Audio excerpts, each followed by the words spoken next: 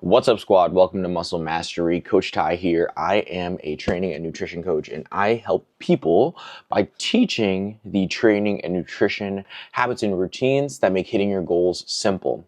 So this podcast series is giving you all realistic strategies to help you not only lose body fat and build lean muscle, but to look and feel stronger in your body. So if you were here in our previous episodes, we've been working on the beginning stages of a muscle gain diet, and we've already done the first couple of steps. You've found your calorie balance. So in the first episode, I talked about tracking food to find your calorie and macronutrient intake, how much food you're eating on a regular basis. Next up, we talked about how to choose healthier foods, which is changing the quality of the food that you're eating. And now we're going to talk about rearranging the macronutrients that you're eating that are going to best support a muscle gain diet. First, I'm not going to go into the science of what each macronutrient is. This is simply fitness, not scientific fitness. So we're going to talk about how many calories each macronutrient represents. So 1 gram of protein is equal to 4 calories. The same will be true for carbohydrates. Your carbs, 1 gram of carbs is going to be 4 calories. And then your fats, 1 gram, for every 1 gram of fat, you're going to have 9 calories. So every 1 gram of fat is 9 calories. Your proteins and carbs is 4 calories per gram. So when we talk about protein intake, the research that has been done shows that about 0.8 grams per pound of lean body mass is ideal to support muscle gain, or at least maintaining the muscle that you do have. If you have an excess amount of body fat, you may shoot for 0.8 grams per pound of lean body mass. Now, if you're like me, math ain't my specialty. I'm learning, but I'm still learning it. So I like to bump it up to 1 gram per pound because that just makes the math a lot easier. So if you look at 1 gram per pound of body fat, now say you're a 150-pound person, you're looking for 150 grams of protein per day. We're going to talk about our fats next. We'll save the carbohydrates for later. So when it comes to your healthy fats, let's keep the 150-pound person example. You can shoot for as low as 0.3 grams and as high as 0.5. Now, what is up with this range? 0.3 is on the really low end. That's enough fat intake to make sure that you're supporting your joints and your hormones. You don't want to completely remove fats from your diet, especially if you're trying to put on muscle, because fats are also a really easy way to bump up your calories. So when you're at that 0.3 range, I already did the math right in front of me, you can be as low as 45 grams per pound, or 45 grams of fats per day, and as high as, when you get up to that 0.5, you can be as high as 75 grams of fat per day. Now, once you get those two numbers, we're going to go back to macros to calories. You're going to add those two together, your proteins and your fats. So say you're 150 pounds, you're eating about 2,000 calories. You're eating 150 grams of protein, you've got 60 grams of fat. I'm going to put you in the middle range.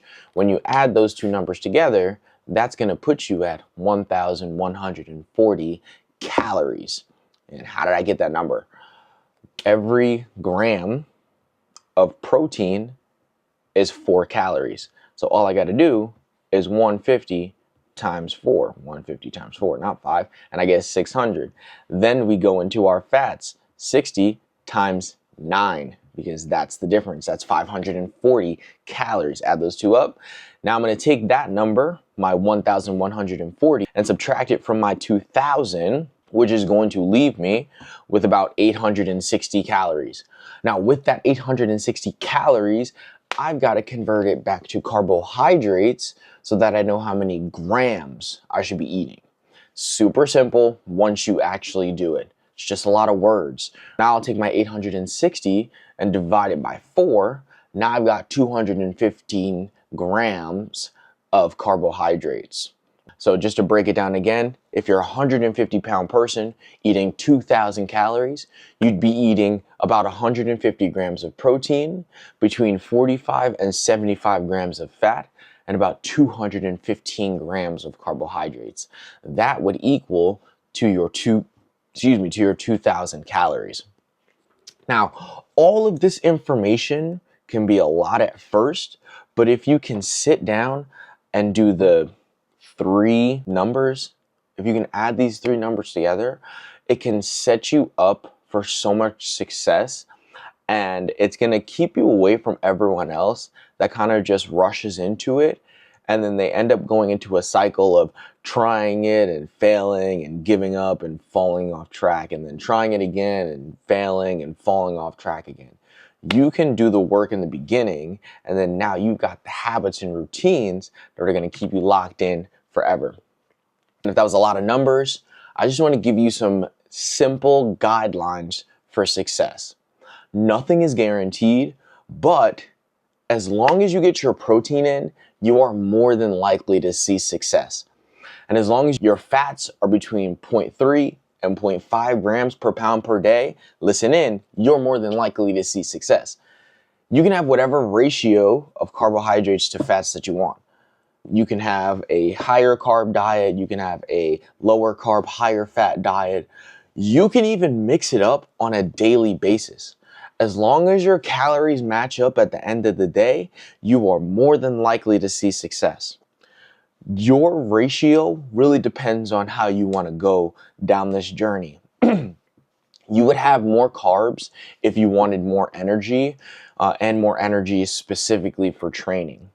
And you would probably have a higher carb, lower fat content if you're more serious about making sure that the amount of muscle that you put on is optimized. If you enjoy food more, you like going out to eat, you want to enjoy the taste of food, right? Then you would increase the amount of fats that you're having. But again, every day can be different. You can set it up where every single day, let's say Monday through Saturday, you keep yourself on track, and then Sunday you get to have a little fun. Maybe you do that, but alternating days. You have higher carb and lower carb days, higher fat and lower fat days. These are all things that you can do. As long as you have that standard of hitting your proteins and hitting your calories, you are more than likely to see success. That's all I've got for y'all. Make sure you rewatch this video, share it with a friend to share with a friend. And if you're watching this and you're not in the squad yet, make sure you comment down below, send me a DM, or just hit a link wherever you're seeing it and join the squad today, because it's not hard, it's simply fitness.